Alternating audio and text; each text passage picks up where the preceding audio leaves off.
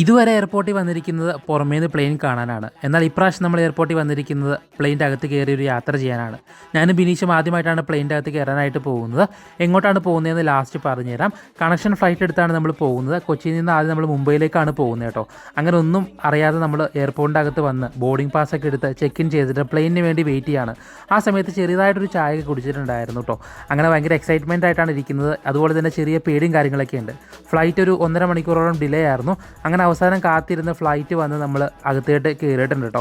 Flight കയറിയ പാടെ ഫ്ലൈറ്റിൻ്റെ അകത്തുള്ള എല്ലാ സംഭവങ്ങളും നമ്മളൊന്ന് നോക്കുക കേട്ടോ. ട്രെയിൻ കാര്യങ്ങളൊക്കെ ഓപ്പൺ ചെയ്ത് നോക്കിയിട്ടുണ്ട്. ഫുഡും കാര്യങ്ങളൊന്നുമില്ല, എന്നാലും ചുമ്മാ നോക്കിയതാണ്. ഇൻഡിഗോയിലാണ് നമ്മൾ പോകുന്നത്. കുറേ പേര് പറഞ്ഞു ഫ്ലൈറ്റിൻ്റെ അകത്ത് കയറുമ്പോൾ ടേക്ക് ഓഫിൻ്റെ സമയത്തൊക്കെ പേടിയാവുമെന്ന്. പക്ഷേ സംഭവം കുലുക്കും കാര്യങ്ങളൊക്കെ ഉണ്ടായിരുന്നെങ്കിലും വലിയ പേടിയൊന്നും ഉണ്ടായിരുന്നില്ല കേട്ടോ. എന്തായാലും രാത്രിയുള്ള യാത്രയായതുകൊണ്ട് തന്നെ പുറത്തെ കാഴ്ചകളൊക്കെ കാണാനായിട്ട് അടിപൊളിയായിരുന്നു. അങ്ങനെ നമ്മൾ മുംബൈ എയർപോർട്ടിലെത്തി. നമ്മൾ ഇവിടെ നിന്ന് എങ്ങോട്ടാണ് പോകുന്നതെന്നുള്ളത് നമ്മൾ പാർട്ട് 2 വീഡിയോയിൽ പറഞ്ഞുതരാം. സോ വീഡിയോ കാണുക.